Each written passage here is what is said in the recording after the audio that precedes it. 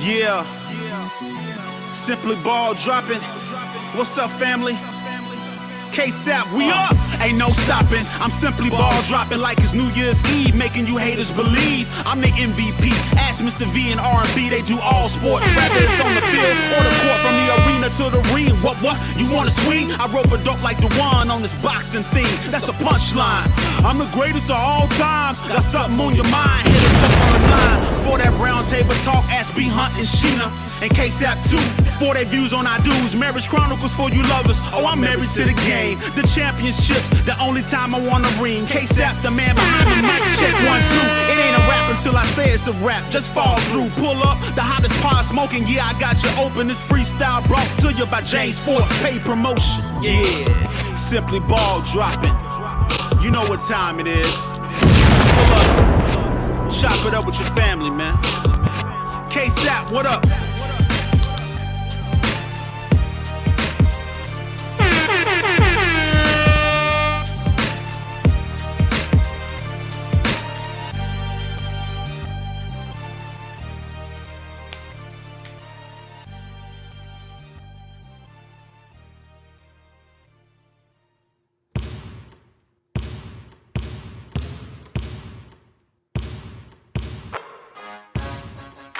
Talking about. What's up, K-Sap? Yeah. James Ford, that's me. Let me talk to him. Let's get it. Simply ball dropping. Simply ball dropping. Okay. Chopping up these topics, man. I'm simply ball dropping. Driving coast to coast, making moves, ain't stopping. Driving coast to coast, making moves, ain't stopping. Hey, let me put you on game. These other podcasts out here talking that shit, but ain't repping the same. It's my bro K-Sap, chopping up topics. From politics to topics. Tune in, you gotta watch this. Exclusive material for your radio, stereo, bumping high definition. Stop what you doing and listen. We smashing all competition. You better jump on this wave. Somebody pass me a mic, man. I got something to say. Chopping up these topics, man. I'm simply ball dropping. Coast to coast, making moves, ain't stopping. Driving coast to coast, making moves, ain't stopping. Simply ball dropping. Simply ball dropping. Chopping up these topics, man. I'm simply ball dropping. Yes. You know who it is, man. Your favorite host, K-Sap, the man behind the mic of the Simply Ball Dropping podcast.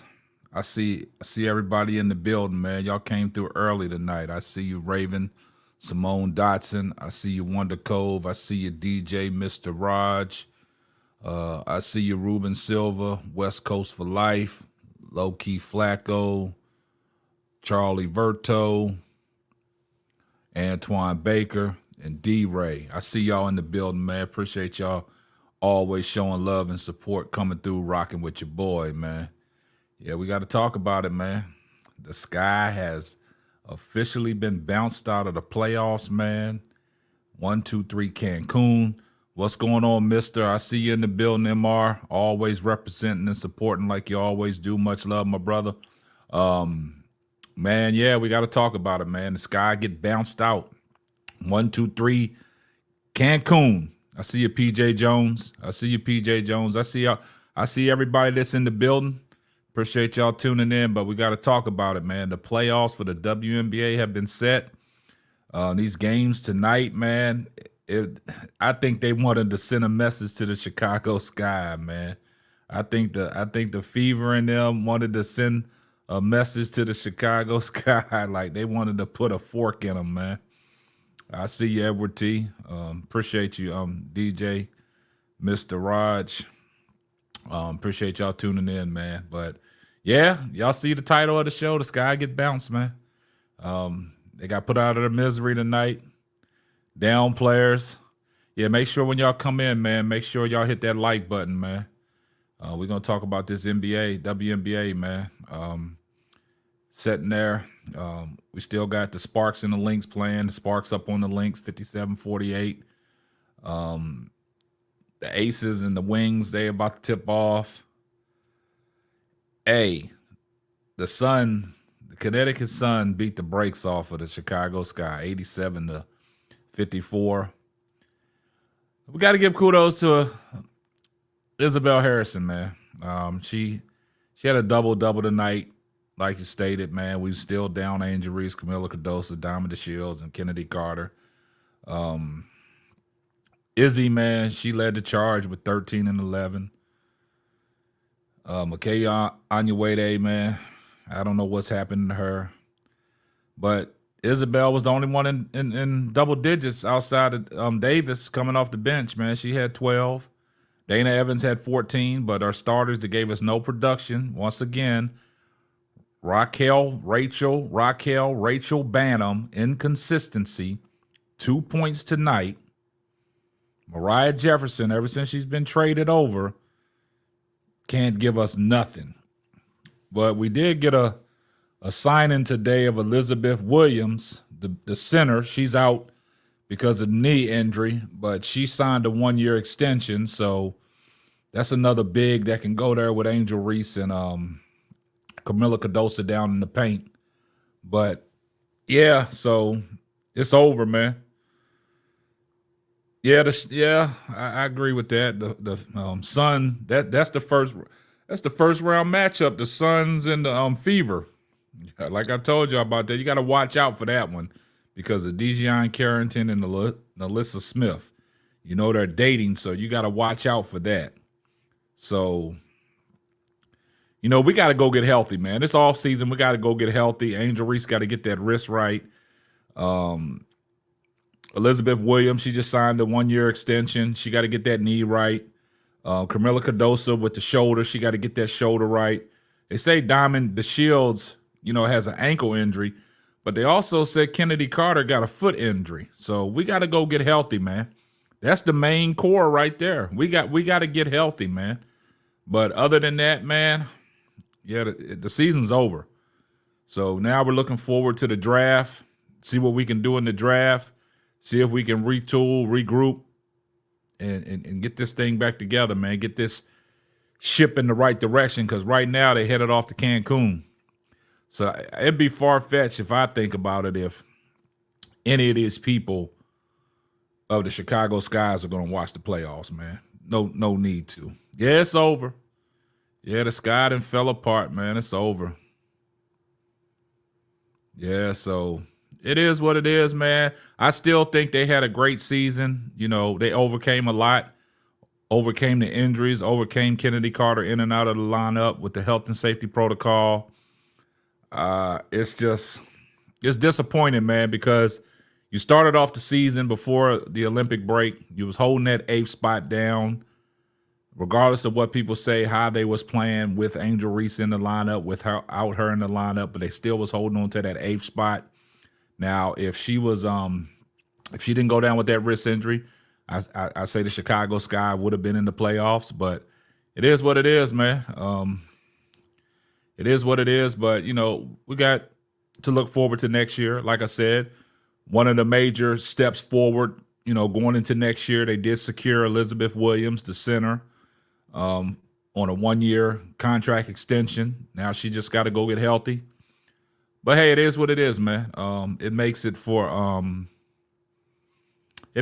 you know, a great offseason where, you know, you got that taste in your mouth because you know you're capable of making a playoff push if you're healthy and you have all your bodies there. So I don't say this has been a disappointing season. I say this has been a learning season for the Chicago Sky. A lot of people didn't think they was going to do as well as they did, and they overcame all the naysayers. Angel Reese overcame all the naysayers, saying that, you know, her game wouldn't translate to the WNBA, but got to tip your cap to her, and, you know, she's doing great things as well. So all the Sky player, hope they can go get healthy because we need them. But, yeah, the season's over. 1, 2, 3 Cancun. But it is what it is, man. Like I say, you know, I'm never going to, you know, hide behind the camera. I'm always going to show my face, man. So I'm here. Y'all see me. It is what it is, man. I'm just looking forward to, you know, these playoffs and see, you know, what these playoffs are going to entail. I just think it's going to be interesting, man. It's going to be interesting in these playoffs, man. Man, these playoff predictions, It's gonna be hard to do these playoff predictions. I'll probably do a live show tomorrow on my playoff predictions, but right now, man, yeah, Jay Burns, you can say what you want to say. You can say nah, bye, and all that. And you got to stop glazing over Caitlin Clark, too. You got to stop that, man. You got to stop, saying what you're saying about Cheryl Swoops, man. You got to stop that, man. You got to keep that honey off your chest. Stop twerking, man. Stop twerking over her, man. What up, bro, Gad? I see everybody in the building, man. Adrian, I see you in the building, bro, Gad, Farrah, Miss Goody Two Shoes, MR. Nah, West Coast for life. I see y'all in the building, man. But it's unbelievable. We was talking about this yesterday about all the backlash you get when you over one player, and people are still got their honey on their chest twerking it up, and it's crazy. Nah, there's no need to watch it. There's no need to watch it, man. There's no need to watch none of that. Somebody said, somebody said Caitlin played like trash tonight without Kelsey Mitchell. We ain't even, don't say that don't say that in the chat, man. T Black, don't say that. Don't say that, man, because you will get attacked. Do not say that. But yeah. But it is what it is, man. I just thought that it's just disappointing, man, to come out and show the lack of effort that Chicago did, man. And these girls are professional, man. You get beat up on the glass, you get out-rebounded by 15. As a team, you shoot 33%, 21 to 62 from the field. You shot 6 to 21 from three-point range, 28%. And then you went to the foul line 9 times and only converted 6 times. So some of these girls, outside of Angel Reese, they need to go work on their game, man. This team needs to work on their game. They need to get focused, man. They need to get focused, man. The Liberty, they packed it in tonight, let the Dream just run all over them, 78 to 67. The Fever, they held on for one. They lost 1 point to the Washington Mystics. It's crazy. Like that goes to show y'all tonight, if there was any evidence on how important Kelsey Mitchell is to the Indiana Fever tonight, it was glaring. Y'all can say what y'all want to say. This was the last game of the season. They wasn't playing for nothing. But that goes to show Kelsey Mitchell was in the game for 5 minutes.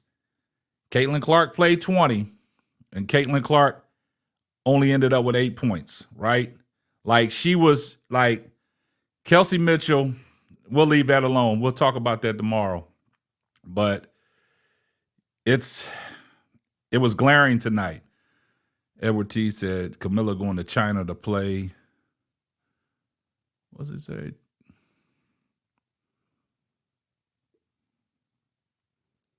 Y'all can say what y'all want to say. The Fever melt. See, it is what it is. Y'all can say what y'all want to say. They packed it in. Man, stop coming with all these narratives. See, that's the problem I have, man. That's the problem I have. Y'all can say they packed it in all you want. I'm just letting y'all know when Kelsey Mitchell is not out there, it looks a little different. Thank you, Bernadine Dorsey. Thank you. Thank you, KSAP. People are acting like Angel is the only one that needs to work on their game. The Sky Betsy, yeah, they need a lot of work. They need a lot of work, man. Chicago players, man, they professionals, man, but some of them lack. I know they made it to the WNBA, but some of them lack some of the skills that you need to stay in the WNBA, man.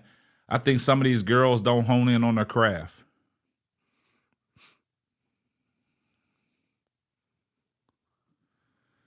Skyman Core need to get better at the game, and the Sky Gentleman need to add some good guards. Yeah, we already said we need to get some good guards, man. Low-key Flacco, we need guard play, man. Hopefully this draft, yeah, that's what I'm saying, Brooklyn. See, that's what people want to say. See, when somebody struggles, right? Even though it's the last game, see, you know, the narratives is, oh, they wasn't playing for nothing. They packed it in. I don't want to hear that, man. Basketball is basketball. That's not, you got to have some kind of momentum going into the playoffs, man. Because if you're not clicking on all cylinders, man, best 2 out of 3, you lose that first game, now your back's up against the wall and you got to fight off the wall like Ali. Like Ali fought off the ropes. A lot of people can't do that. Thank you, Brogad. And Brogad is probably one of the biggest Fever and Caitlin Clark fans on my channel, man. Yeah, you just can't go out there and go through the motions, because that tells me you go out there and go through the motions. What if somebody would have got injured? What if somebody would have got injured? If somebody would have got injured, then what you guys would have said? So if you're going out there playing lackluster and you going through the motions, that's when injuries occur. They should have went out there and treated this as their playoff game. Keep that momentum going. Oh, see, Jay Burns, see, that's the problem I have with you sometimes, man. He talking about Brogad, stop the cap. Our bench players made it a 1-point game in the final seconds. Because the bench players, they wanted to come in and show some things. They wanted to show some things. The starters, Kelsey Mitchell was out of the game. Caitlin Clark played like trash. That's just the bottom line. Y'all can slice it and dice it however y'all want to slice it. But it is what it is. I'm just glad y'all made the playoffs, man, and we'll see what the real Fever is going to show up. Yeah. But it is what it is, man. But especially against a team that owned y'all all season, you got to go into the playoffs playing your best basketball against Connecticut. That's right. You see, Connecticut didn't pull no punches against the goddamn Chicago Skies. They went out there and beat the brakes off of them. Took them outside in the back of the yard behind the shed and gave them an old-fashioned ass whooping.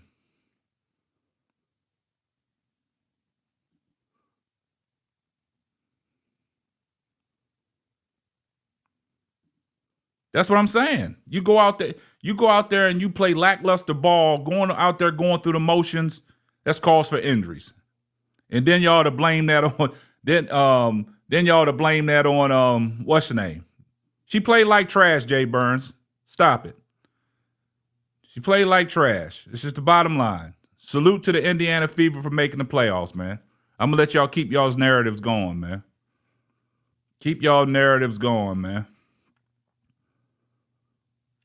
I'm telling you, the goddamn Connecticut Suns didn't pull no punches with the Chicago Skies. Went out there from start to finish and whooped that ass. They whooped that trick. The night they was whooping that trick. I'll drop the link here shortly, man. They whooped that trick.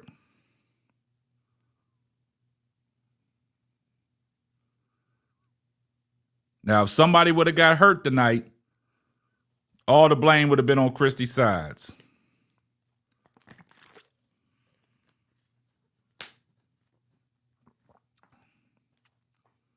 Man, you ain't benching no Caitlin Clark. Stop that, Brogad. Stop, Brogad. You're not benching no Caitlin Clark, man. Stop trying to deflect and stop trying to sidetrack. Stop trying to cause confusion, man. Stop that, man. They only here to cause confusion. See, Brogad is in the chat trying to cause confusion, y'all.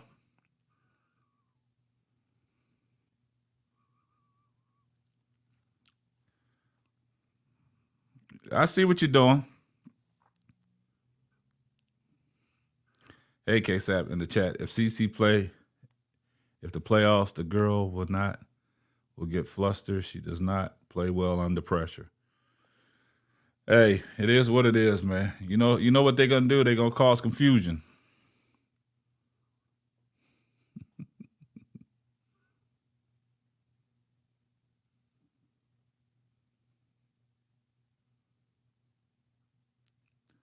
Yeah, you know what they're doing, Sister Noble. They already causing confusion. They only here to cause confusion. That's what they do, man. They cause confusion, man. I see a lot of people still causing confusion. On the video I dropped with Cheryl Swoops, they still trying to cause confusion, man. But it is what it is, man. Nah,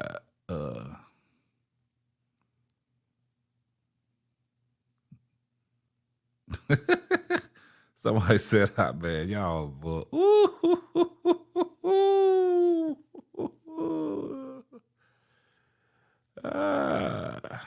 That's what they doing, bro, Gad. They come. I said she played terrible. They come in here with all the stat lines and the analytics, man. The Fever took the L, man. We're not gonna dedicate this show to the Fever taking the L tonight. No, sir. Y'all not gonna hijack the show tonight. We gave y'all that last week when we gave y'all 3 hours to let y'all talk about y'all's Indiana Fever. We not gonna let y'all do that tonight. Oh my! Somebody see that's the stuff. Why Swoops got to feel threatened by Caitlin's greatness, man? Y'all some boy. Y'all need to stop, man.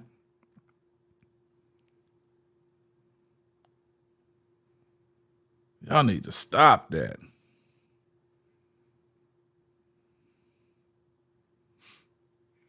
Hey, Brooklyn, did you see Chicago extended Elizabeth Williams, signed her to a 1-year contract extension?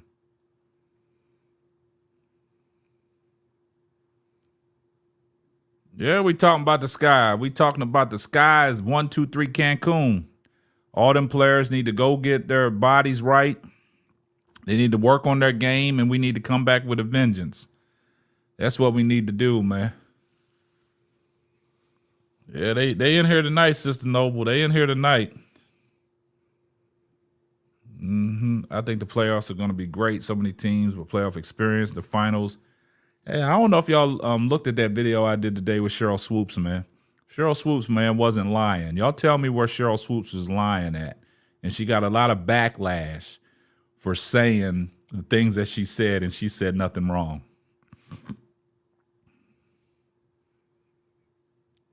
Yeah. Trolls, man.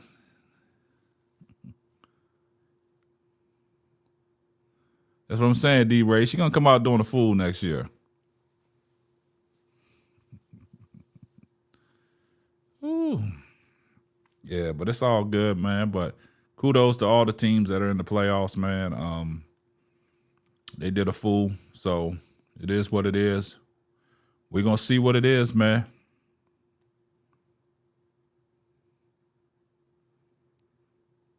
Kelsey injured her ankle. They're going to blame it on Christy's size. They're going to say, well, why she play? That's... They only here to cause confusion.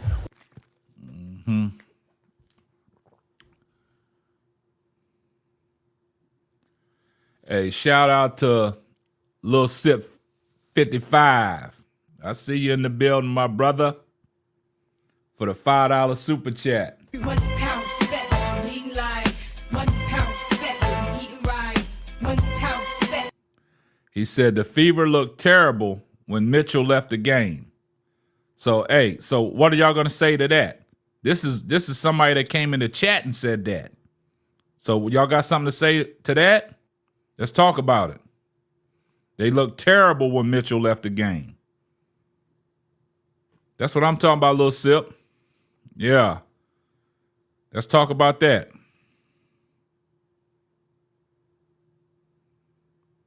See, they don't want to talk about it. See, when somebody in the chat say it, they don't want to address it. But if I say it, they want to come for me. They only here to cause confusion. Hey, okay, everybody, I'm going to drop the link. I guess everybody got a lot to say tonight. I'm going to drop the link.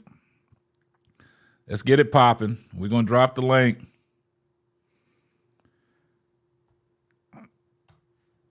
The link is in the chat. The link is in the chat.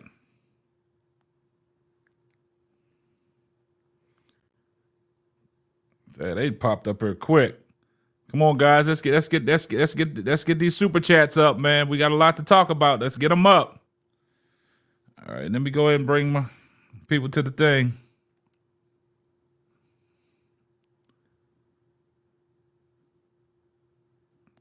All right, we got Wonder Cove and Brooklyn in the house. What you got, Wonder Cove? Can you hear me?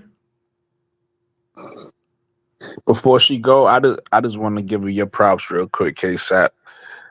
I'm becoming famous thanks to the likes of you, the likes I guess Showtime and everybody that allowed me on their panel because I be like I was in the Twitter spaces earlier and we was just talking and it's one of those Caitlin Clark fans. It was a Chicago Sky Twitter space. Okay. And it was one of those Caitlin Clark fans came up, he was saying what he was saying, and I was talking. And the girl said, "Wait, you be in that chat, right?" And I was like, "I be in a few of them. Which one you talking about?"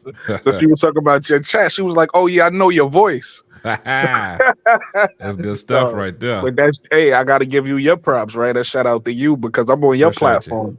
Appreciate you, bro. So I just wanted to say you getting famous. I told people about your chat and I sent out a tweet just now. So hopefully new people will pull up. Man, I appreciate you. Really do, man. Absolutely.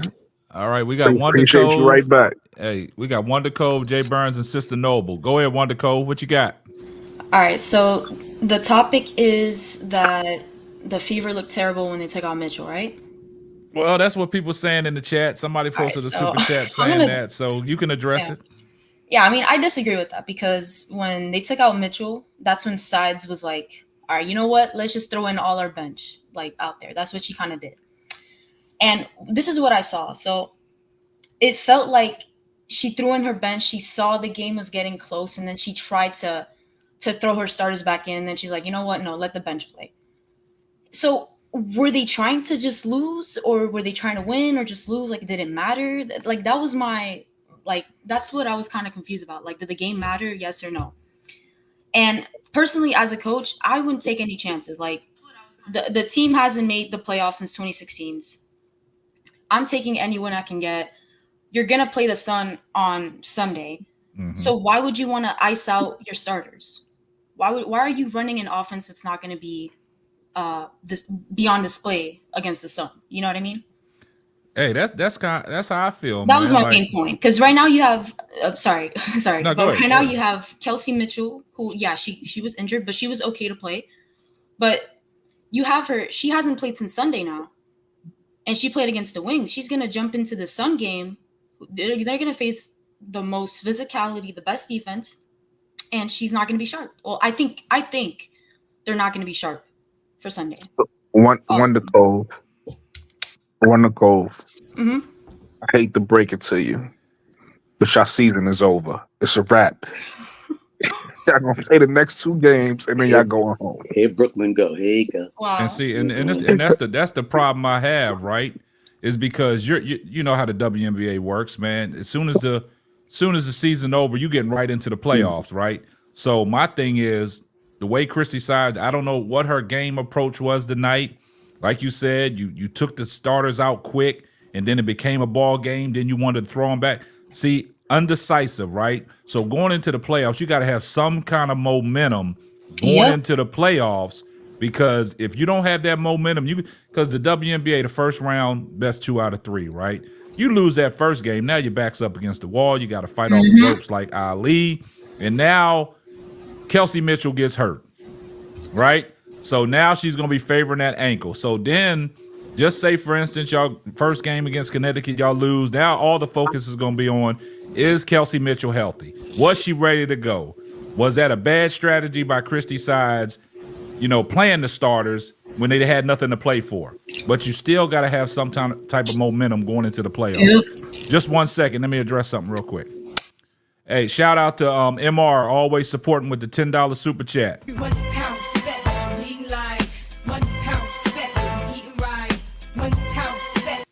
He said, I want the Aces to win it all because Asia has been disrespected by the Clark fanboys on YouTubers and guys like Stephen A. and Shannon. I understand what you're saying, man. I think some people can agree with that. Some people are going to disagree with that. But, hey, it is what it is. I'm glad you pointed that out. Okay, we got 6 people up on the panel. We got Bro Grad that just joined. We got Jay Burns and we got Sister Noble. Now, if you're not speaking, can you guys put your mics on mute because we got a lot of feedback? So, Sister Noble, go ahead. What you got? I didn't watch the game. I decided that I wanted to wait until after the game is over to watch it. Uh-huh. We'll watch it later on. There's no reason to watch it. But do not underestimate Caitlin Clark. I keep telling folks, okay? I keep telling folks that this girl is unpredictable right now. I can tell you that right now. You don't know what she's going to do in that next game, okay? And, you know, I may not know as much as WonderCove know about basketball, but human nature, I'm, you know, pretty good at reading human nature. So with that being said, don't underestimate Caitlin Clark. So okay, I understand. Wait, hold on. Let me stop you right there. I understand what you're saying. Don't underestimate Caitlin Clark. So you putting the onus on Caitlin Clark to go out there and get it done by herself? No, that ain't what I'm saying. I'm saying she's going to have a better game the next game against Connecticut or whoever they play, whoever they face. Who are they facing, by the way? Who are they facing? Connecticut. Okay, all right. She's going to have a better game in the first game, okay? And that's not to say that they're going to go out there and it's not to say that she's going to go out there and dominate or they are going to go out there and dominate the game. But I think it will be a lot better than it was tonight, okay? Don't underestimate her. You know, it's just she's unpredictable. That's all I'm saying. It's like she turns into a different person once out there on the basketball court. Off the court, she's this cool, funny person, real nice, people say, and then on the court she just turns into a whole nother person, okay? And it's just a different personality. That's all I'm saying. And I'm not saying the girl has been dominating this whole entire season, okay, because she hasn't. Let's just put that out there right now. But this girl turns into another animal once she enters that basketball court for some odd reason. But you know, that's neither here or there. What do you think? What do you think? But see, I you brought up some good points about her on the basketball court turning into this different person, right?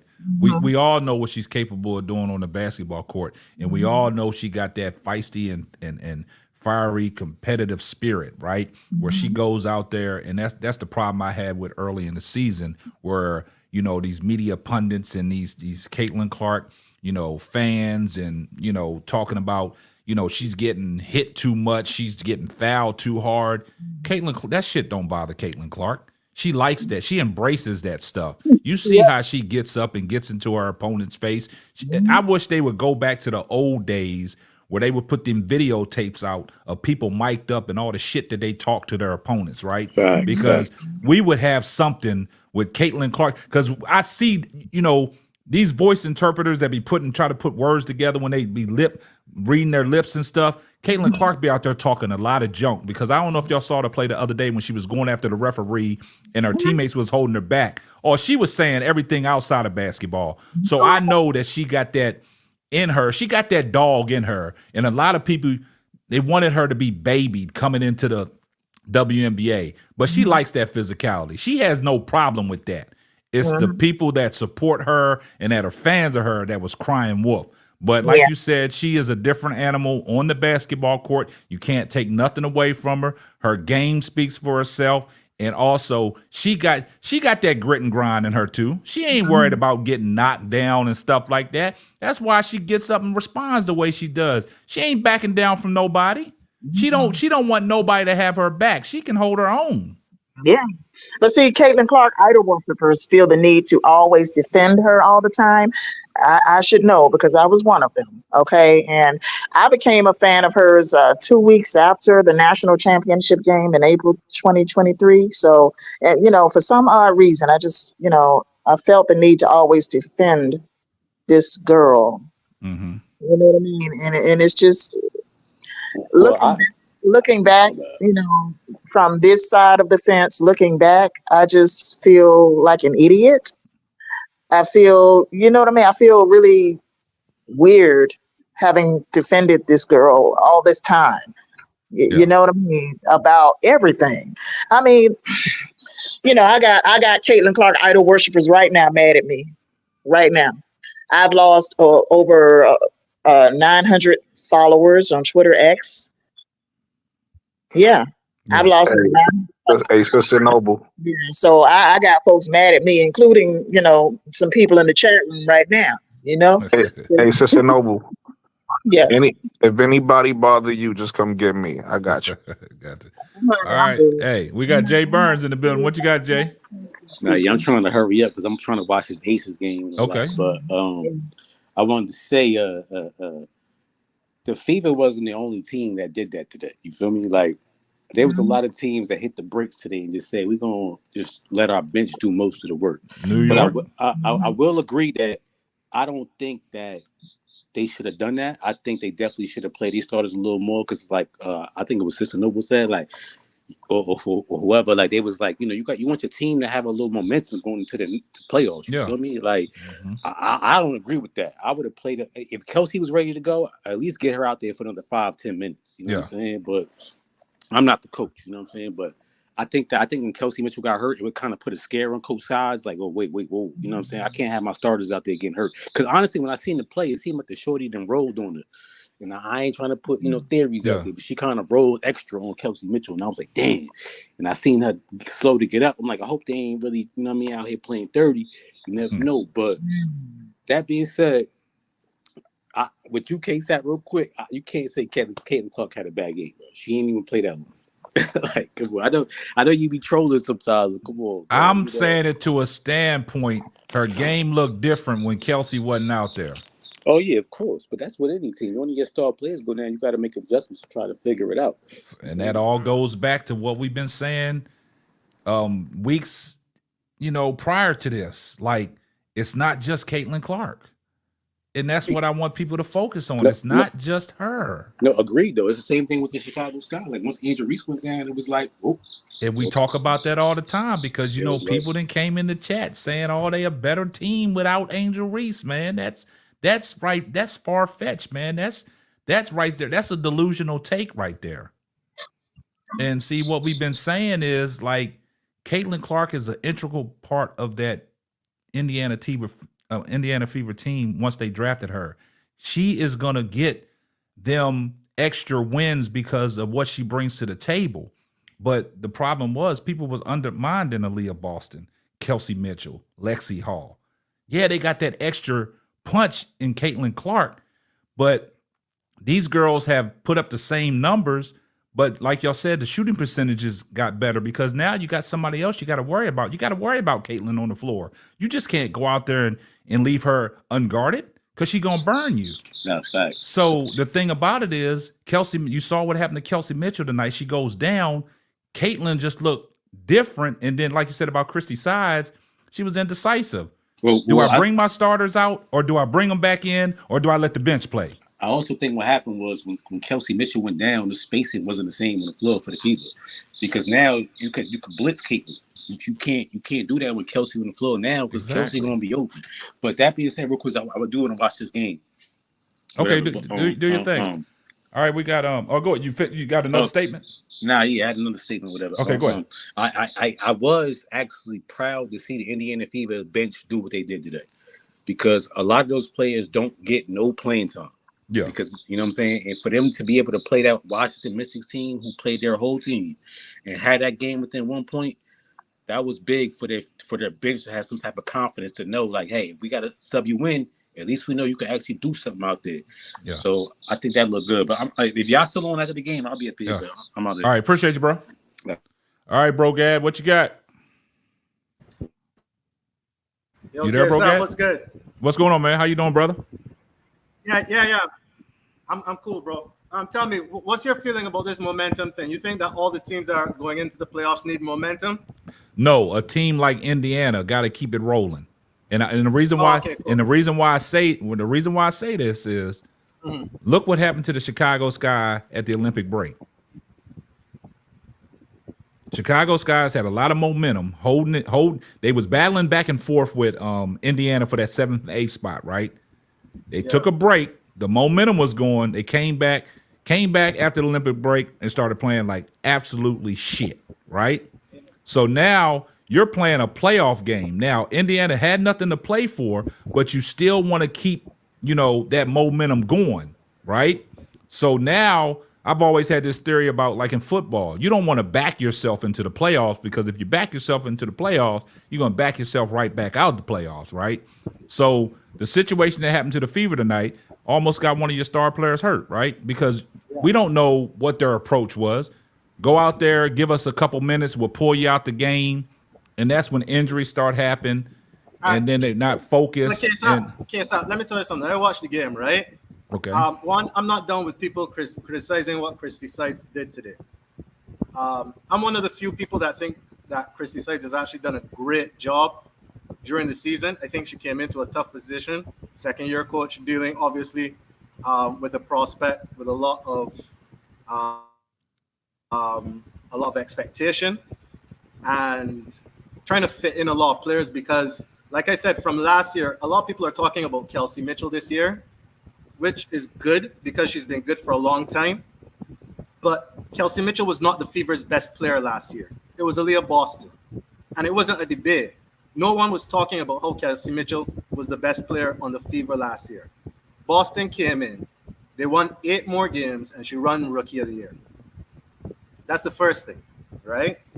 Now, the second thing is in terms of what I saw tonight, what I saw was the Fever came out to win the game.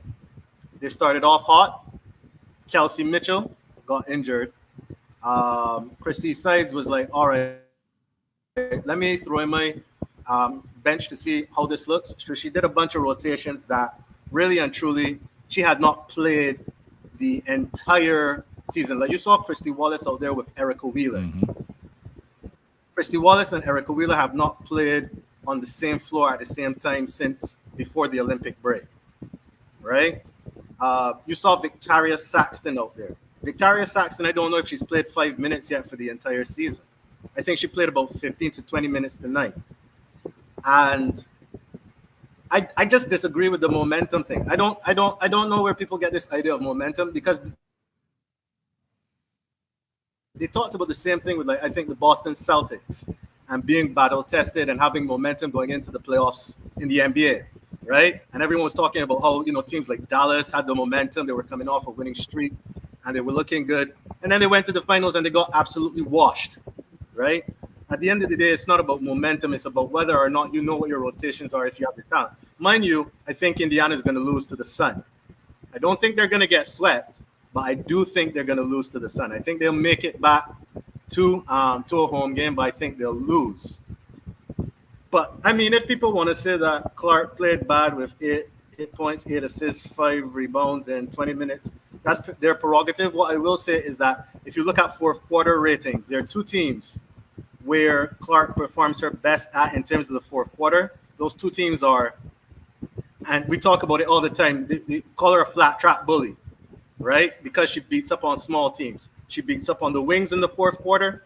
She beats up on the Mystics in the fourth quarter. So I'm not saying she would have had a better game, but if you look at the entire season, the Mystics are not a team that Clark has ever had problems playing, especially in the fourth quarter. That's just facts. All right. I get what you're saying. You made some great points, but I'm going to have to debunk one of the points that you said when you talk about the NBA and the WNBA. It's a difference. The NBA got 82 games. The WNBA, you got 40. So with the NBA, you already got your rotations, and you already know what players are capable of doing over an 82-game season.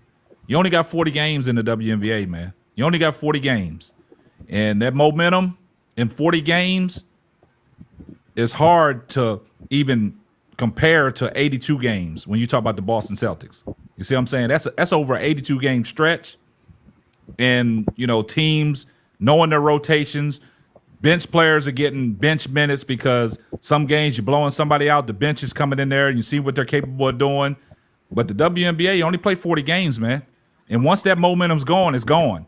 And we saw that with the Chicago Sky. They could not get that momentum back together, regardless of how they played coming out the Olympic break, regardless of what we say about Kennedy Carter in and out of the lineup, regardless of what we say about Angel Reese. But once that momentum was gone, it was gone, and they couldn't pick it back up. So that's what I'm saying. That momentum over a 40-game stretch is different from 82. And I just think that teams like the Indiana Fever, like Wonder Cove addressed, they ain't been in the playoffs since, 2016? That's what she said? Since Tamika Catchings. So this is what I'm saying.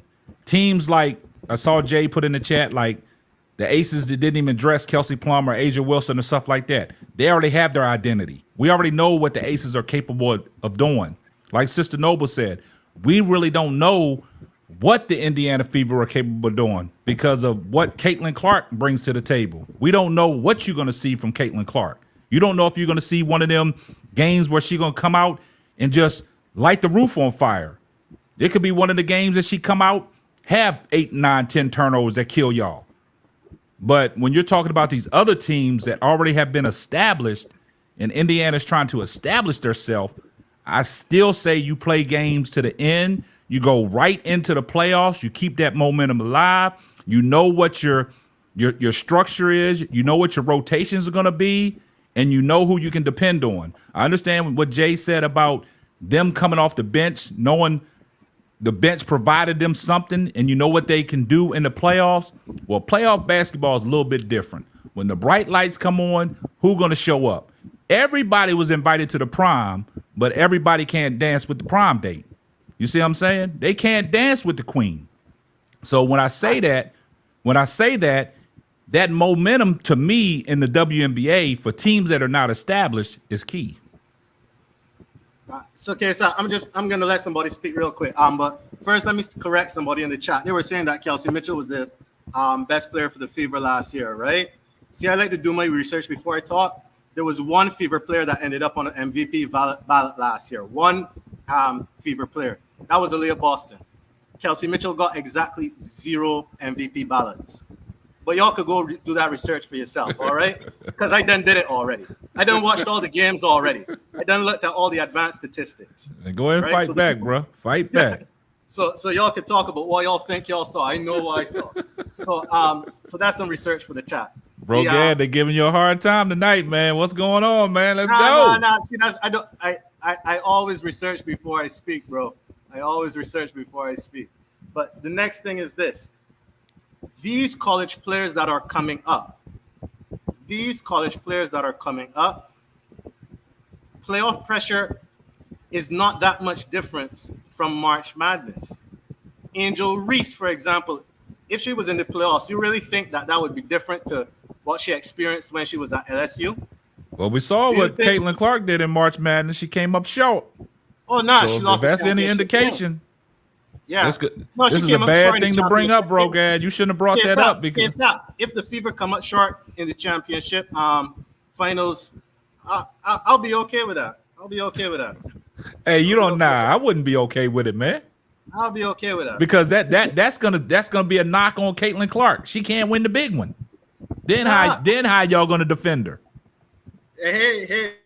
Then how you gonna defend her? And they lose this year. I'm not defending a loss. I'm just gonna say that 10 other teams didn't make it. I understand that, but how you gonna defend Caitlin Clark? Because that's gonna let people know she cannot win on any level she's been on. She's just a great.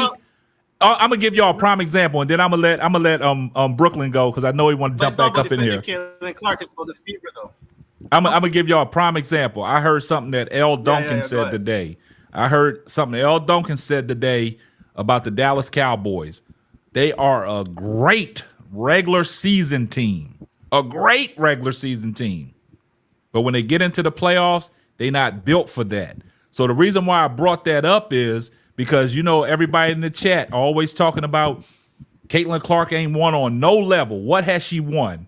And you get to the playoffs, right? I don't care how many times you'd have made the playoffs.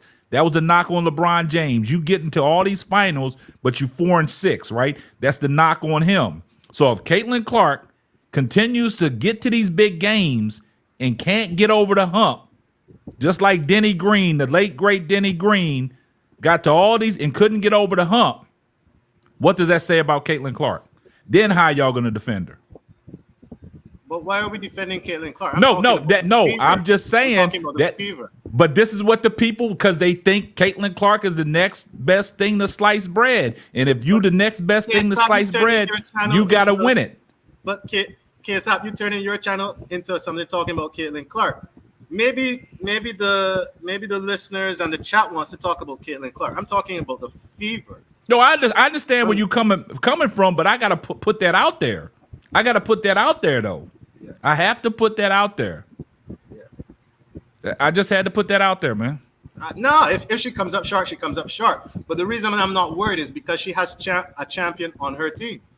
Okay. She actually has a champion on her team.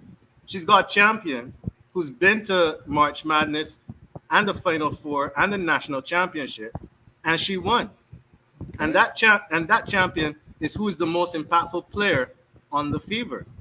Okay. And people will make it seem as if I'm hitting on Kelsey Mitchell. I'm not hitting on Kelsey Mitchell. But people talk about, oh, defense matters. You need to be doing all the dirty work, and you need to be doing this, that, and the next, right? And you need to be able to like do the things that don't show up on the scoreboard. Aaliyah Boston does all of these things. She has even sacrificed her game, right? The only person that has not sacrificed their game as much is Nalissa Smith. Nalissa Smith sacrificed her game the most.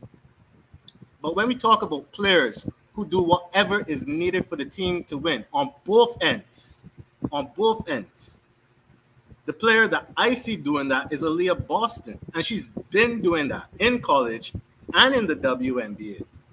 Because the Fever won an extra 7 games this season. Last year, they went from 5 games to 13. That was an 8-game improvement. And that was Aaliyah Boston's rookie season. Her rookie season. So I'm not worried about Caitlin Clark because the truth is she always struggles against the sun. But what I've noticed is that they're getting Nalissa Smith touches, and Nalissa Smith been looking good the last couple of games. Boston is excelling in the pick and roll, right?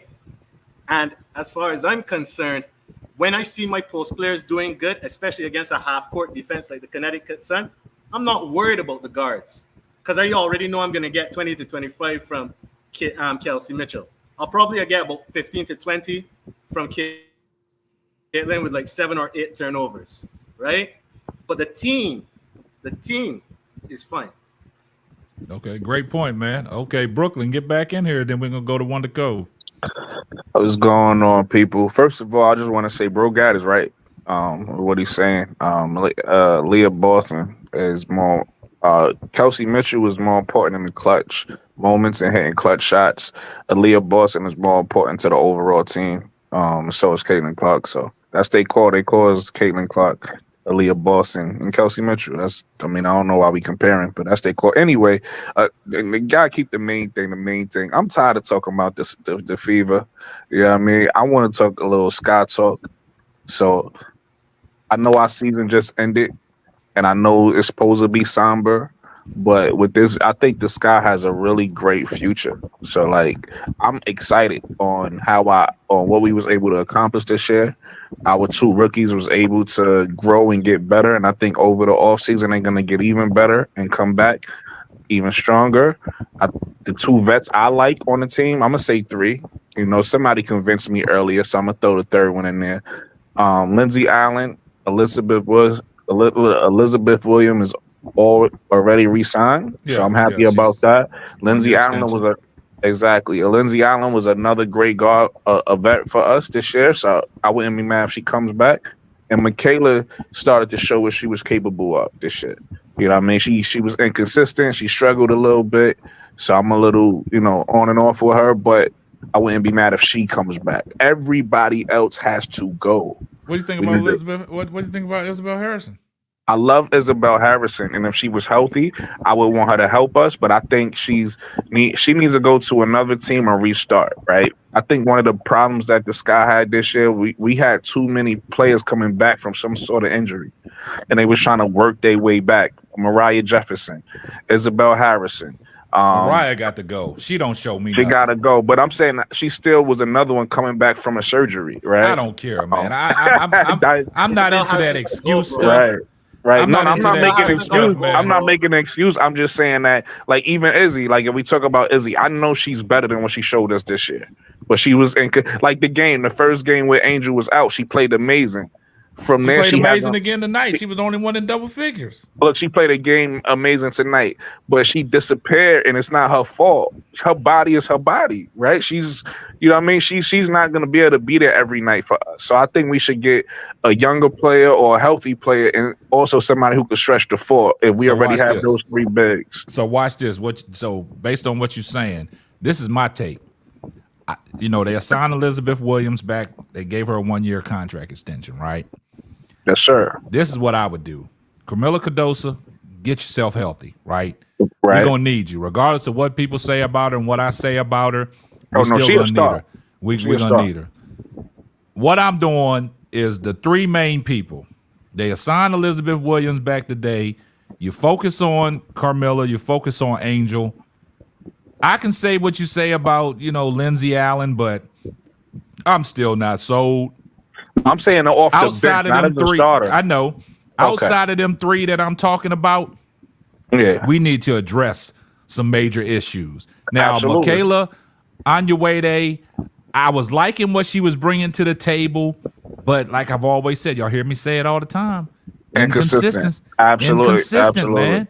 And But off the that was bench, though. Chicago's down off the bench. So that's what I'm saying. Outside of the 3 that I named, the 3 bigs, the center and Right. Elizabeth Williams, Carmilla Cardoso, and Angel Reese, I'll say Lindsey Allen, Michaela Onyenuede off the bench. Exactly.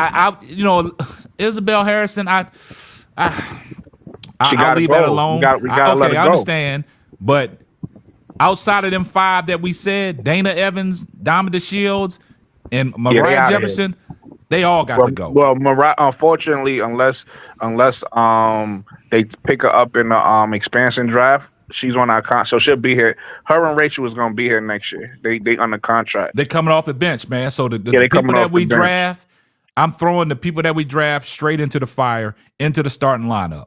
Absolutely, The rest of 'em, absolutely. they gotta come off the point bench. guard. So look, let me talk about that. So our point guard, you already know I'm rooting Olivia Miles. She just looks too amazing when I see her play. She just does everything. She needs to get better and work on her game, and like on a 3-point level. But everything else is like she just looks too at 5'10". Yeah. She just does so much. So that's, to me, that's our starting point guard next year. Next to Kennedy, obviously we got to pay Kennedy. Also, what people got to realize is the CBA is coming up next year, so everybody should sign. Every vet is probably going to sign a 1-year deal. After We that, forgot. they We forgot about Kennedy Carter. I'm going. Yeah, oh, no, I didn't. Yeah, no, I forgot about her. I forgot about her. I definitely did. Before, She's a before you, no-brainer. I know. Before you keep going, Brooklyn. The Kennedy Carter thing is kind of a sticky situation, and I've said this. I don't know who's been listening to me, but I said this. I don't know if it. I know she was in the health and safety protocol. We got to protect the players, right? But her situation with the Chicago Sky right now, I don't really know what's going on. I think there's something else behind the scenes and behind closed doors that's going on with Kennedy Carter and the Chicago Sky. I really do. I disagree. I think she's fine. Man, fine, Brooklyn, bro. I understand where you're coming from, man, but things don't. You want to know what it is? I'm from Brooklyn, and I'm different. You're hard-headed. I'm exactly. So I understand hard-headed people. She fine, bro. She emotional. She wear emotion on her chest. I understand what you're saying in that aspect, but I'm just saying inside that organization, I think there's something else troubling us that we don't know about. What don't come out in the wash will come out in the rinse. Trust me. I mean, it could be. It could always be some drama, some underlying thing we don't know. But what I will say is the fact that Teaspoon is there and the fact that Angel is there, she's gonna be good. If they didn't have those personalities, then I don't think, obviously, look at what happened in the past when she was on LA and she was on Atlanta. She didn't fit in. So you need people that understand you. And I'm that type of way too. My person, obviously y'all only know me from this chat, but sometimes I got a big personality. Sometimes I get misunderstood. Mm-hmm. And I need somebody else who could understand me sometimes and be like, I know where he's coming from. Yeah. You get what I'm saying? Well, so that's what T. Weatherspoon brings to the table with Kennedy. Exactly. That's why I said she's fine. She's gonna be okay because she understands that if anybody got her back in the whole league, it's Teaspoon and it's Angel. So she's gonna be all right. But so I like Olivia. I like Kennedy. Obviously, Camilla and Angel. We need to upgrade our 3 position. I've been an advocate all season long for Sanaya Rivers. It don't have to be her, but I just she brings so many qualities to the table that I like. Again, she just got to work on her shooting. So I feel like that lineup right there alone makes us a better team, makes us a playoff team.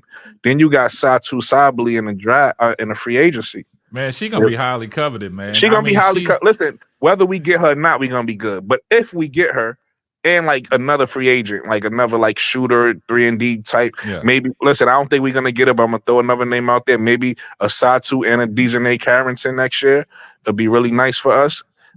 We're probably not gonna get both of them, maybe neither one of them, but our team with that free agency and that draft is gonna look really good. And in 2026, we got 2 more first round picks in the draft. A lot of people don't know that. They just think it's 2025. So But we got to be. But the thing about it is, man, with the Chicago Sky's organization, we seen how they treated players in the past. That's going to be yeah, the but those major people question. gone though. I know they going, but that's Okay, going to be the major thing. I know they started off doing good things when they brought Angel Reese and Carmilla Cardosa in, Yeah. upgrading the practice facility and things like that. But my thing is, we don't know what that ownership's going to do. The things that we talk about and what we want to see as fans with the players that we're talking about. Maybe they probably looking at somebody else. You see what I'm saying? Everybody in the chat talking about Pow. You talking about Olivia Miles and Satu Sabali and stuff like that, and Raven, Johnson. Yeah, Raven Johnson, but she might come. Raven Johnson, this is not her draft. She could choose to come out this year, but her draft is actually next year. But if we don't get Olivia Miles, the thing about this draft, and it's not just draft, it's actually the next couple drafts. If you pay attention to the drafts that's coming up and the free agency that's coming up, if we don't get who we want, we still gonna be all right. This draft is deep. So if we don't get the Olivia is the best point guard in the draft, right? If we don't get her, it's gonna be other people we could get that's gonna still be good point guards in the draft. And then the same thing with the consistency, man. I just like want the people. Listen, if we get the draft that you want, we're gonna still be a good team. You want Tahina Pow and Sanaya Cintron. Yeah, she shoot that thing. So if we get those two, that we're gonna walk away feeling happy. Yeah. Like it's so many combinations because there's so many. Nobody talking about AZ Fudd. AZ Fudd is probably the best shooter in the draft. She's coming out. You get what I'm saying? Like if the draft is deep with point guards and it's deep with wing players, we straight. And then the free agency, we're gonna be able to get whatever what we didn't get. We're gonna be able to clean it up in free agency. But I tell people all the time, 2026 is the free agency.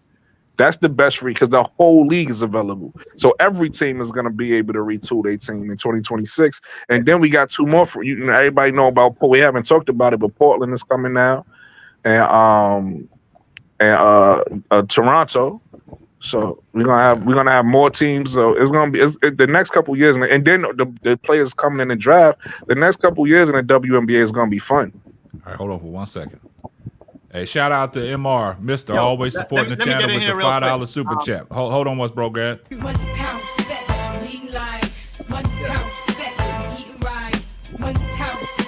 MR said the Sky is way under the cap. They can't get any free agents they want. They can get any free. Yeah, they can get any free agents they want. Yeah, but it depends on do they want to come and play with the Sky? That's going to be the main thing. Yeah, that like I'm not a Sky fan, but I do follow the Sky, and that's what I'm gonna say. Like, if the Sky is committed to a rebuild, it has to be long term, and you gotta be realistic about what kind of free agents you can attract. Yeah. I can see the Sky being able to attract quality free agents past 2026 once they get that new facility, once the management shows that they're committed to promoting their players and developing the talent. Because if you're being honest, Chicago has not shown that. Even if you look at the award campaigns, I've been following the award campaigns online, right, for all of the major teams.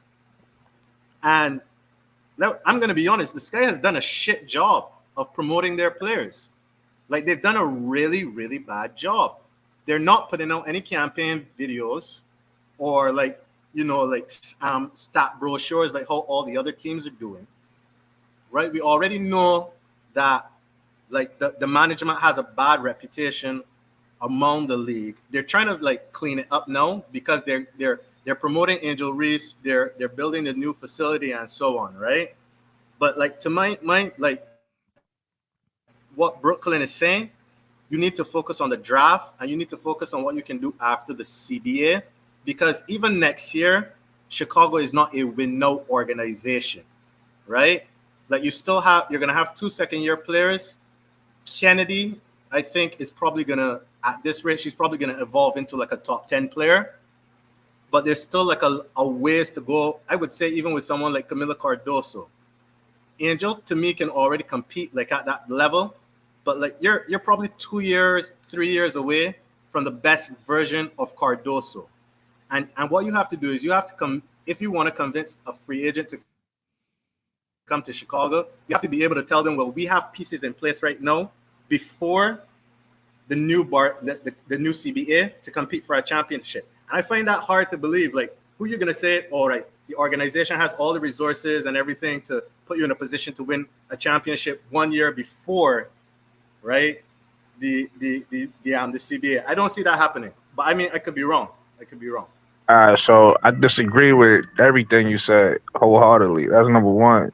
Number two, when you say that the Sky is going to be in a long-term rebuild?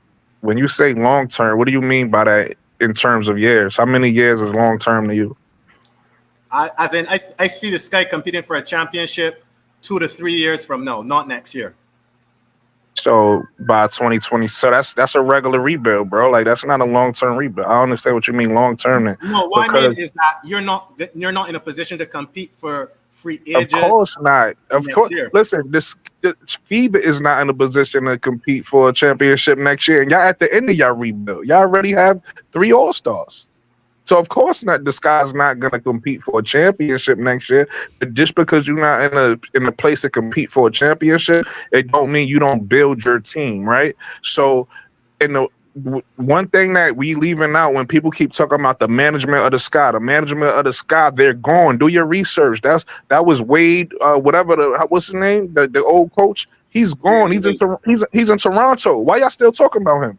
We have a GM named Jeff. I don't want to slaughter his last name. I think it's Palagos, something with a P. I don't want to slaughter his last name.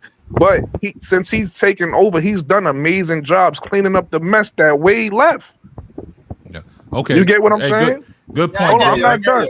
Hold on, I'm not done because yeah.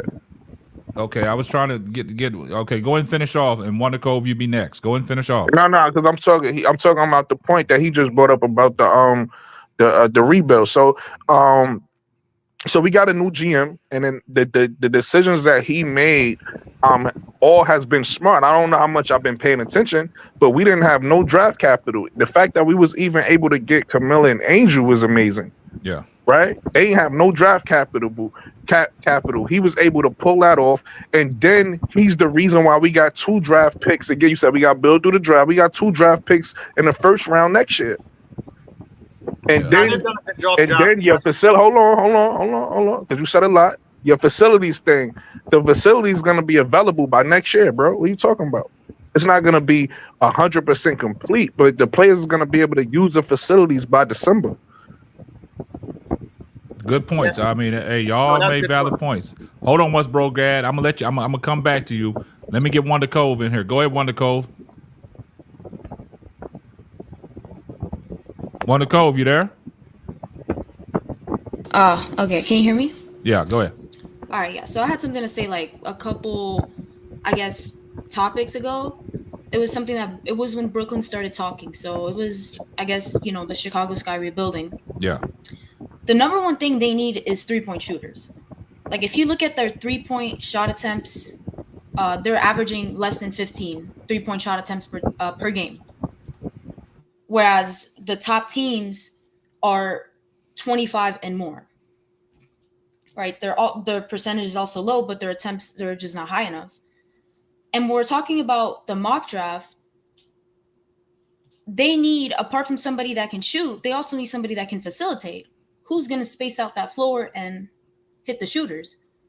So it's going to take a couple seasons for their rebuilding. That's pretty much what I want to say. See, a lot of y'all keep on saying it's going to take a couple seasons, man. Hold on. I definitely let you get to it. Yeah. Yeah, a lot of people say it's going to take a lot for them to rebuild. And if you're looking at it in theory on what's coming out in the draft and, the people that we've talked about, the people that are coming, through the draft, on what they bring to the table. I understand everybody talking about the 3-point shooting. I talk about that myself. And, when they traded away Marina Mabry, she was taking 6 threes a game. Next closest person to her was Dana Evans. She was taking 2. But you know, Dana Evans that got herself in some hot water, her and her agent and all that, they pissed off, right? So now, like you said, we don't have people that's taking threes, right? We don't have a great facilitator, right?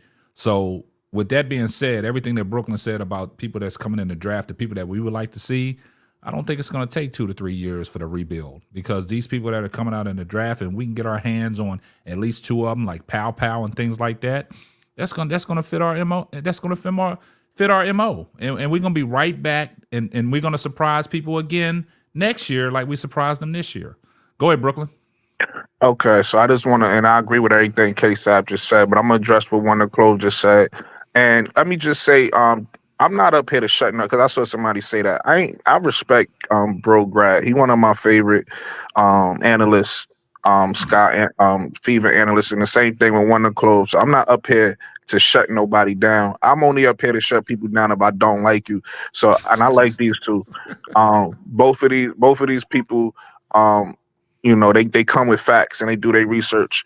I'm just a Sky supporter, and I know what I'm talking about because I researched the Sky. But it's not that's where it stops. I just want to be clear with that.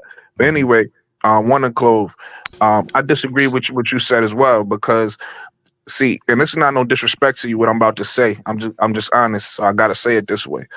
Most people who just focus on the 3-point shooting, respectfully, don't really know basketball like that, right? Because that's so small-minded. Like, put it to you like this. If we just get a player, whoever you think the best, Sabrina Ionescu, right? Whoever you think the best 3-point shooter is in the league, and you just put them on the Sky, it don't make the Sky championship team. So we don't have to just address 3-point shooting just because that's a problem. We have to make the Sky a better basketball team, right? It's a few things they have to address. So that's why everybody is saying, number one, get a point guard, because we have 2 bigs, right? That's not post up. Like Aaliyah Boston is so good. She has a lot of different types of skills. So Aaliyah Boston, you could throw her the ball on the block and just be like, eat. She could get 20. Or you could play pick and roll with her like Kaiten like to do, and she could get 20, right? Camila Cardoso, she could score on a block like that, but she's not a dominant big on a block right now. Her best skill right now is running the floor at 6'7", being mobile at 6'7". It's not a lot of people her speed at her height. So we need a point guard that knows how to get them the ball when they could be successful. You get what I'm saying? So that's why everybody is saying get a point guard. Do we need shooting as well? Of course. But what we also need is somebody who could play defense on the perimeter, because we got great inside defense at the rim, but we don't have defenders on the perimeter. That's why when we play a lot of times, our rotations is all over the place. There's a lot of people getting in the paint and they breaking our defense down. So we also need that. So we can't just get shooting and that's it. As far as what you just said too, and Brogard said the same thing. That's why I was confused. Y'all saying it's going to take a couple years. Of course, a couple is 2. So yeah, I think it's going to take 2 to 3 years for us to be a championship level team, of course. But the get better, now we're going to be a playoff team by next year. Trust that. All right, hold on just one second. Good point. Hold on, what's Wonderful? Good point. I'll let you get it right after this. Hey, shout out to MR for the $5 super chat.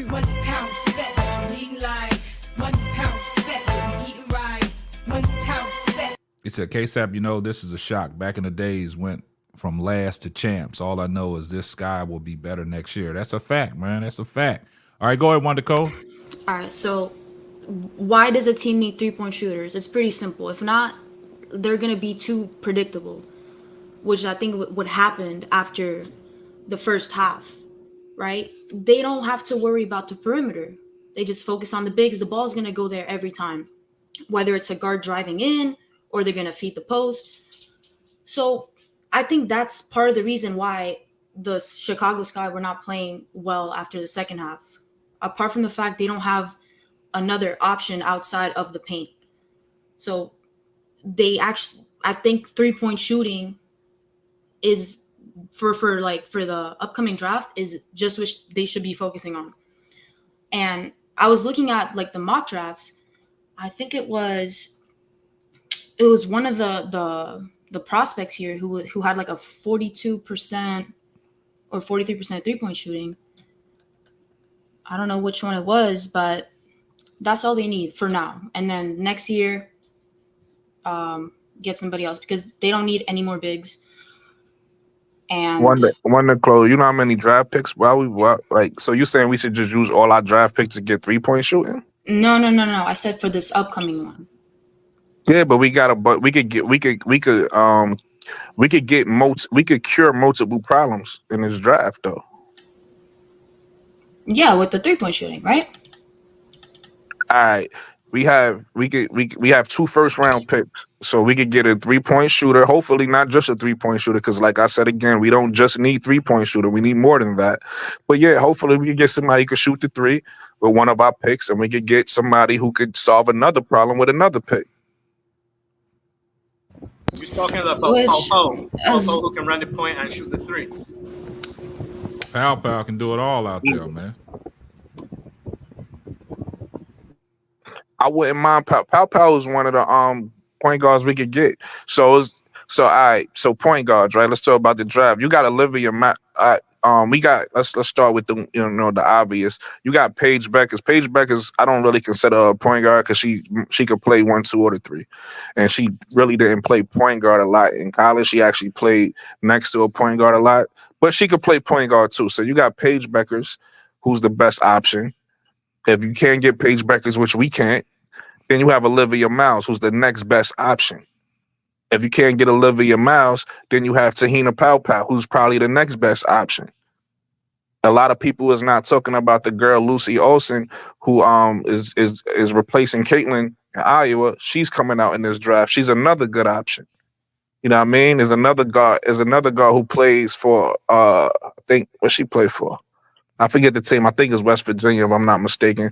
But Georgia Amore, 5'6" guard. I don't like short guards, but she's another good option. So we're gonna get a good point guard. You got Sanaya Rivers, who's 6'1" and the best defender out of all of them. She's another good option. So it's like we're gonna get a good that's what I'm saying. The draft is so deep and there's so many good players. We're gonna be able to solve a few problems. I'm just saying that 3-point shooting is definitely important, but it's not the only thing we need.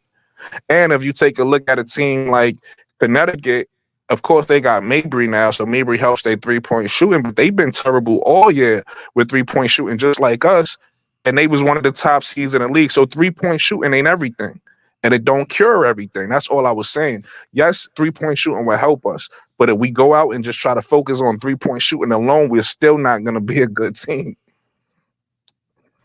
Yeah, you definitely need a point guard for sure. But Absolutely. If you can get a point guard who can shoot the 3, that solves both of the problems. Yes and no. That would be Paige, but yes and no. Let me tell you why. It depends on how much the volume that person shoots, right?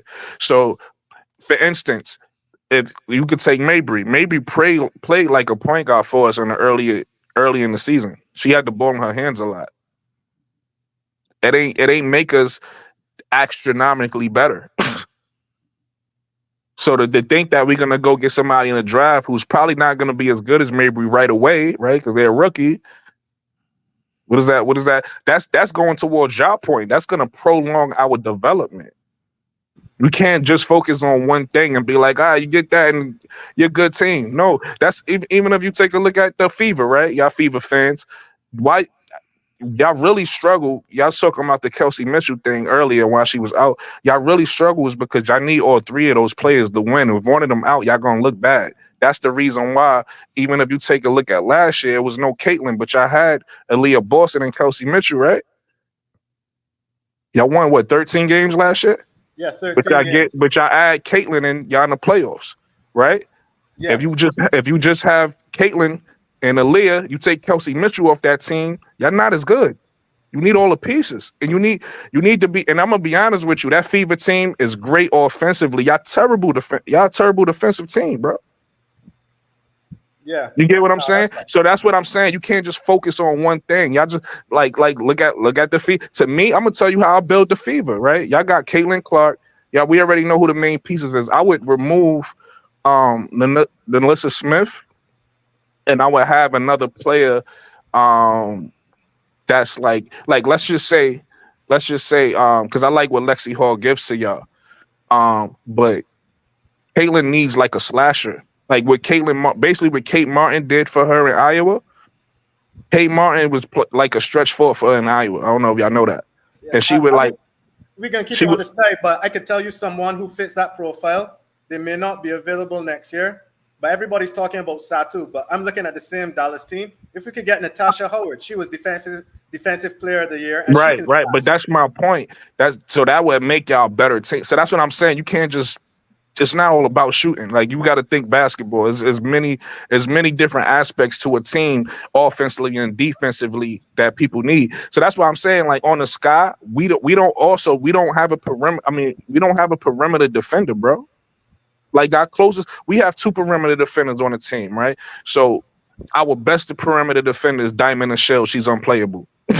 But defensively, if she has some type of game, she'll be amazing for us with the type of bigs we have. We'll lock everybody in the league down. If Diamond and Shields was playable, but she's not. So our second best defender is Michaela Onyenwere, and a lot of people butcher her name. So I'm happy, I was able to say it just now. But the problem with her is she's so big and strong, she's slow. So y'all remember when she played the Fever last, Caitlin just kept running into her. Like it was like she, you know what I mean? She couldn't really keep up with Caitlin. Whereas a defender like Diamond can, because Diamond is more athletic. That's what the Sky need. The Sky needs locked like a Dejanay Carrington type of player, somebody even better, I feel, that could play both sides of the ball. You know a player that I think the Sky could use that's really underrated. You see Ty Harris for Connecticut. I like Ty Harris. I like her. Ty Harris is one of the most, in my opinion, every time I watch her play, she never has a bad game. Like you can never blame a Connecticut loss on Ty Harris. And like the thing about it is she doesn't have the offensive firepower of like a Mabry. Mabry will come in and she'll give you like a quick like 10, 15 points in a quarter and just turn a game like that. But you can depend on Ty Harris to give you like 10, 15 points a game consistently. She don't turn the ball over. She can always find the bigs. And I feel like she could probably develop more as a playmaker. But what's holding her back is that she's on the same team as Alyssa Thomas. So she doesn't get a chance to really like showcase what she can do. It's mostly just handoffs and simple entry passes and so on. But if you brought Ty Harris over to the Sky, I bet you that you'd probably see her take on like a bigger role. Because to me, like she clearly has more in her and she has like a high floor. She never has a bad game. Got you. I'm gonna be honest with you. I wouldn't take the risk only because the problem that the Sky has right now is we have too many role players. We don't have enough starting players. So like for me to be on board with that, I would have to see it. I would have to see Ty Harris, like you said. You said she's not aggressive as a Mabry. Well, that's because Mabry is a starting level player, and you can tell the difference between starting level players and bench players when they playing. The Sky's been starting a lot of bench players this whole year, right? And we've been trying to win with bench players. So we need starter level players to come out. And, that's why I said it's not going to take as long as y'all think, because if you take a look at what Kennedy Carter, you seen it when the game she came back, the first game she came back, right? She was out for how long she was out for. When she was on the floor, she made a difference. Why? Because she's a starter level guard. So you add two more starter level guards next to her, and then you add an Angel that's comfortable now, and you add a Camilla that's more confident. I don't think it's going to take long for Camilla to find her confidence, right? We've seen her grow this year, like even versus Asia Wilson. The first couple games Camilla had versus Aaliyah Boston, and the first couple games she had against Asia Wilson, she looked bad. She looked like she shouldn't even be on the same floor with them. The last couple games against them, she looked like she grew up a little bit. Camilla just need experience. Camilla is not and then another thing that people not factoring in that's gonna really help Camilla is when her family is here, right? So when she go overseas and she make whatever she make from the WNBA and the contract that she makes overseas, hopefully I think that's gonna be enough for her to bring her mom and her sister over with her.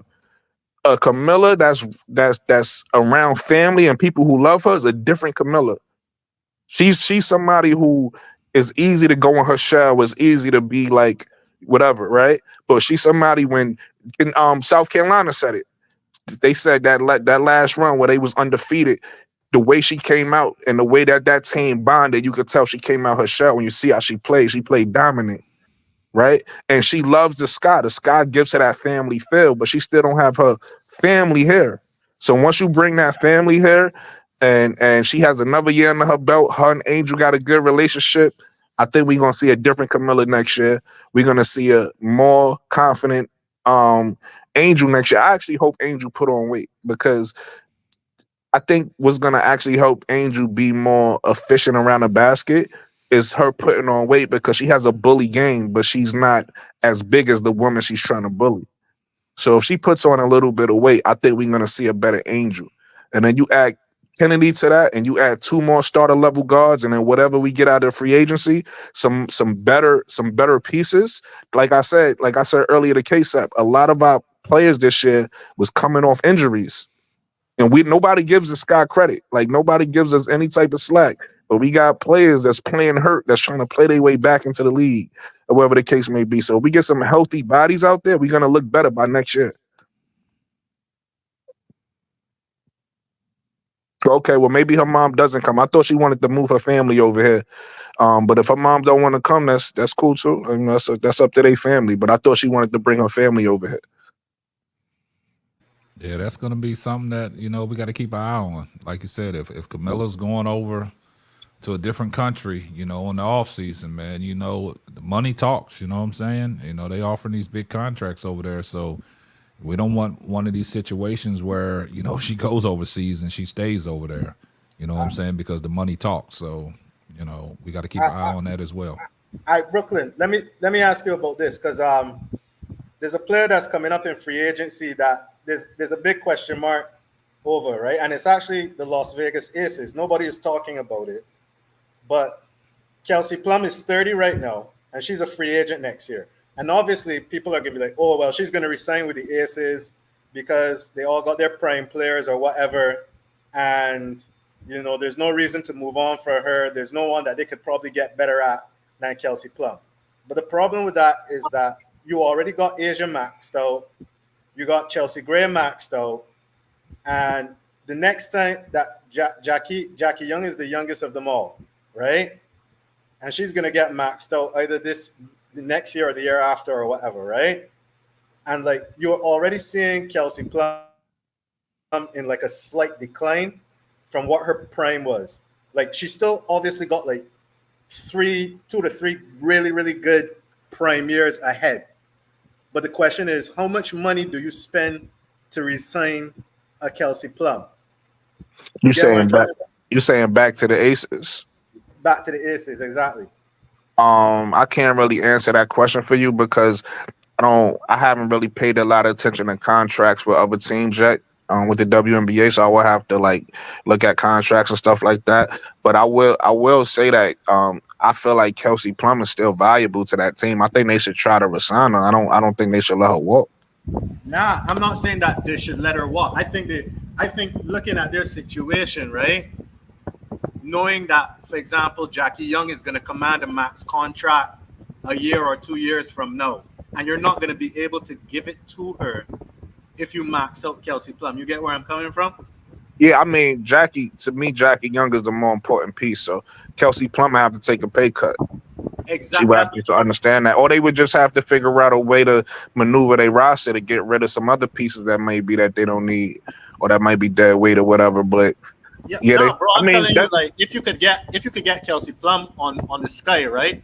I know it's a stretch. It's a big stretch, obviously. But that would be perfect because she can run the point, I would do that. I would do that if that would put it to you like this. That wouldn't be my plan A, right? If we get a, I think I know I keep saying the name and it's gonna say I ain't trying to sound annoying, but how good I think Olivia Miles is, I think she's gonna be one of the next transitional best point guards in the WNBA for years to come. So if we get her, we don't need a Kelsey Plum. But if for whatever reason we don't get her and we get another point guard who I feel like is not as good or whatever the case may be, they not delivering, then yeah, I don't got nothing against Kelsey Plum. But HD saying hell no. I don't got nothing against Kelsey Plum. I know a lot of people don't like her. A lot of people say no. She just wouldn't be my plan A. She wouldn't be like Nah, Plum she'll is a be solid she'll vet, be dog. like if my plan B and my plan C didn't work out and Kelsey Mitchell was there, I'll pivot to Kelsey Mitchell. I'll do that. But she wouldn't be like a go-to plan for me. Nah, the reason I said Plum and not Mitchell is because Plum can run the point. Mitchell can't run the point. Yeah, I would rather Mitchell as a 2 than a 1-2. So I understand that. Okay, y'all. Hey, great points, man. Mitchell got hurt one time. He talking about she got hurt too much. Yeah. These people was crazy. Y'all made some great points, man. But y'all do me a favor, man. Y'all drop a like on the video, man. We got 126 people watching, man. Only got 66 likes, man. Hey, just hit the like button. Come on now. Yeah, what he say? HDTV said, what he say? What he say? What he say? Plum isn't a point. Okay, I bet you about the other one. She's a 2-guard with playmaking ability. Yeah, I agree with that, man. She is a 2-guard with playmaking ability, but she can pass the ball though. You know what I'm saying? When you got somebody that you can rely on, that you can get the ball. Yeah, she could play the 1 or the 2. Yeah, she'll pass that ball. I mean, we've seen, what the Aces are capable of doing with Kelsey Plum and Chelsea Gray. They have IQ for basketball. When goddamn Asia Wilson got it going on, they get the ball to Asia Wilson. That's something that the Chicago Sky's guards don't do. Their IQ is limited, and they make too many mistakes. They can't make an entry pass, and it's terrible. They man. bench So, players trying to start, so they in over their head already. Yeah. Yeah. Now I'm seeing chat saying that Plum isn't a point. I'm not saying that she is a point. I'm saying that she can run. That's like what I'm trying to explain. Nah, you wasn't wrong, bro, guy. Though she can run on. She's 5'8". She's so Courtney Mitchell. They say Courtney Mitchell, not Courtney Mitchell. Am I saying her name? What's her name on the Minnesota Lynx? Yeah, what's her name? Courtney. Excuse Williams. Me. Thank you, Courtney Williams. They say she not a point guard either, but she ran point guard for the Lynx. So sometimes you can play more than one position. Like Kennedy, a lot of people don't think Kennedy is a point guard, but she played point guard in college. Kennedy could play the 1 or the 2. So Kelsey Plum could play the 1 or the 2. Yeah, and I feel like point. Yeah, now Plum. The thing is, I'm looking at Plum because, like, Plum has been inconsistent all this year, but the truth is, like, now obviously Asia is the best player on the team, but the Aces are a completely different team when Plum is playing well. Like when Plum is playing well, the Aces are legit unbeatable, right? We've seen Asia go off in games, score 30, 40 points this season, and the Aces have still lost, right? But the Aces almost never lose when Kelsey Plum has a good game because you know you're going to get that from Asia, right? And then, like, if Plum knocks down a few threes, then you got to come out to guard her, and then all of a sudden that opens up her playmaking ability. So, like, she's, like, right now she's an important piece, but I'm just trying to see, like, how the Aces are going to deal with her, because that's a question they have to ask themselves, like, or they might just pay her money under the table, because you know how Vegas do, right? So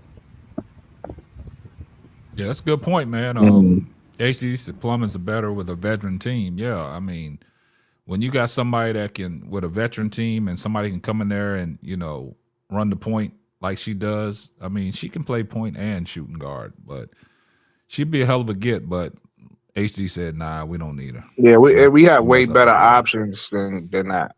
Yeah, that's like if we doing really bad, then that's an option. Mm-hmm.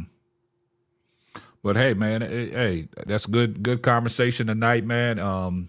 We are hour and 30 minutes in, man. We're gonna go ahead and give our final thoughts, man. But this is what I'm talking about, Brooklyn. You brought the energy with the, turning things around for Chicago, bringing up all these players that we could talk about, man. So that was a great, time to, insert that, because I saw you in the chat say, hey, we ain't giving the Indiana Fever no more time here. We talked about the Chicago Sky. So you turn the page, but it's always a pleasure when you come up here, man, and get things cracking the way you do. So we're going to go with our final thoughts. Wonder Cove, you still here? Let me get your final thoughts. Regarding the Sky, I'd say they just need, They need 3-point shooters and somebody that can space the floor out. That's it. Okay, Because great. they already have the other pieces. That's There all you I'm go. saying.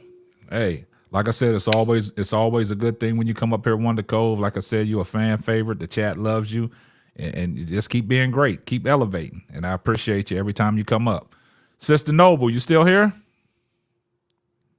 Yes, yes. Go ahead, Sister Noble. Go ahead and get your final thoughts. Yeah, with regard to Diamond DeShields, she been playing hurt the whole season. Yeah, I think they should keep her. I think, yes, I know, I know. Somebody said they should let her go, but I don't think so. Yeah, hell no. I'm yeah. sorry. Well, we're gonna see. I've been watching her. I tell you, a healthy Diamond DeShield can put you up at least an average of 15 points a game. Inconsistent. She got to be consistent. If, if, I want that consistency. hey, if only we could go back to 2001. Yeah, there you go. Yeah. I hadn't been watching women's basketball since 2001. I just started watching. I'm ashamed. I just started Yeah. watching Oh, 2002. I just started watching this year too. Don't feel bad, but I'm just saying that was the best Diamond and Shields. Yeah. Yes. But in terms of Camila Cardoso, I think that she's going to work on her post game in the off season, and she's going to come back a lot better, a lot stronger next season. Honestly, I think that the Chicago Sky can contend for a championship next season. Yeah. With a healthy Diamond DeShields. Do not trade her. Keep her. Okay, and just add another point guard. That they need a facilitator, like Wonder Club said. They really do need it, like a real good facilitator. Okay, but I think we all agree on that one. We're gonna agree and disagree. That can pull up and shoot the three. They got people now. They just been playing hurt. Also, I think they would have been made the playoff this season had it not been for Kennedy Carter not playing those stretch of games when she was put on. That's what I'm saying. Yeah, we can't use the excuses now. In and out of the lineup, it is what it is. The season's done. We got to retool. We got to relight the fire, and we just got to go get it. Yeah, Exactly. we not the Fever fans that be trying to find a silver lining in losses. We good, but I appreciate you like always, Sister Noble. Come up here spitting the truth and letting people know how you feel, man. So great takes on that. All right, Brooklyn, what's your final thoughts, Brooklyn? Man, you know me, man. I'm excited. This has been a great season. We get a third pick in the draft. Listen, I know y'all He wanted to said a make the great playoffs. season. We did some great losing after the break. I'm proud of us because now we're the third seed in the draft. I'm proud of Minnesota because Minnesota not. They only here to cause confusion. I'm proud of Minnesota because Minnesota not Connecticut. Yeah. Out the second seed. So now we got a better pick in the draft with that as well. I'm excited for this NCAA tournament. I hope we all watching it together. I hope KSAP go live. I hope we can talk about it because it's going to be interesting. It's going to be amazing. The name I want y'all to look out for is this girl named Isaiah James. She played for NC State. Yo, she got a bag.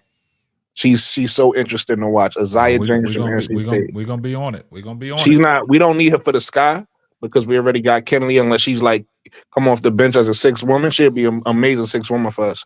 Yeah. But that's all I want to say. Just look out for this next tournament. It's gonna be amazing. March Madness. All right, appreciate you, Brooklyn. All right, bro, Gag, go ahead. I'm gonna let you wrap it up tonight, man. Yeah. All right. So to my mind, if you're the Sky, you have to commit all the way to the rebuild, and that means moving on some players that people might be attached to. One of those is Izzy Harrison. All right. She's the wrong side of 30 with significant injury history. And she can probably be a usable backup big on a championship team that needs like quick offense. Yeah. So maybe she might end up going to, I don't know, she might go to the Storm next year, or she might go to the Mercury. You can get good trade value for Izzy Harrison right now. Don't wait until she's a free agent and then you get nothing, right? Because she doesn't fit the timeline. And she doesn't fit the team. She doesn't provide the defense that you need in a Sky team like that. You'll realize Izzy Harrison's plus minus is terrible, bro. Like she got nice face-up moves and she can shoot a little bit or whatever.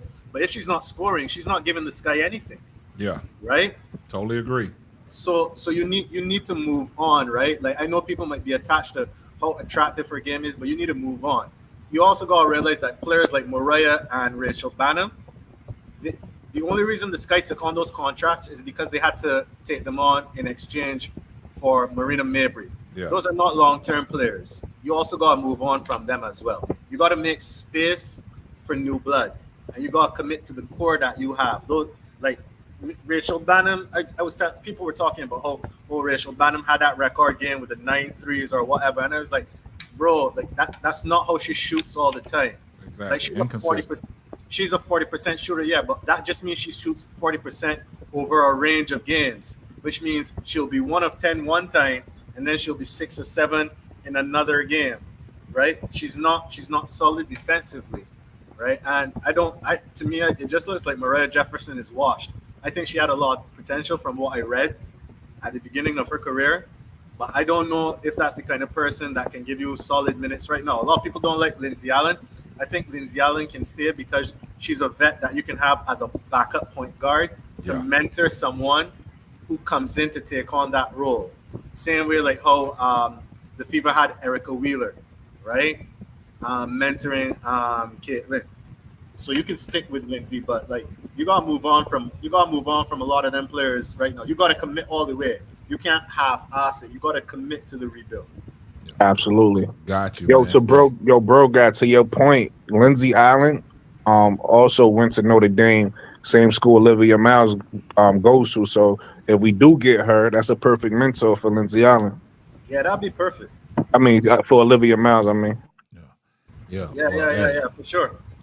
Well, that was a great wrap up, man. And like I said, man, all y'all's final thoughts, man, is perfect. You know what I'm saying? For people that really know what's going on and what we talking about, everything that Brooklyn and Bro Gab was going back and forth with. I was sitting here, it was kind of interesting, right? Because like I think Bro Gab, you put it in the chat, like, nah, Brooklyn just keeps it real. It's all love and respect, right? And see, that's what I like. I like them healthy conversations like that. You know what I'm saying? That go back and forth. But this is what we need, right? So it's like when somebody brings up a point, somebody can say, you know, I can, you know, debunk that point and come up with my own point, and it goes back and forth. So it's easy basketball conversation without hating on nobody. So I respect that. So y'all guys keep doing what y'all doing, man. And you know what I'm saying? And don't go unnoticed. The chat see it. Brooklyn got a lot of fans in here. He see it. So Hey, I want to say shout out to all my fans, man. I appreciate you guys, man. Brooklyn's internationally known now, man. He all over the place, man. You know what I'm saying? They talking about Brooklyn and Brooklyn over here, and they talking about Brooklyn in some other chat. So that's how Brooklyn rolling now. But yeah, I appreciate everybody that's in the chat, man. I appreciate all y'all support. I appreciate everybody that's pulled up, man. But you know, that's going to wrap up another episode of the Simply Ball Dropping Podcast. I'm your host and the man behind the mic, K-Sap. We're going to catch you on the next one. Deuces. Peace. Thanks for listening to the Simply Ball Dropping Podcast. Be sure to subscribe, like, and share on all major platforms. That's all, folks.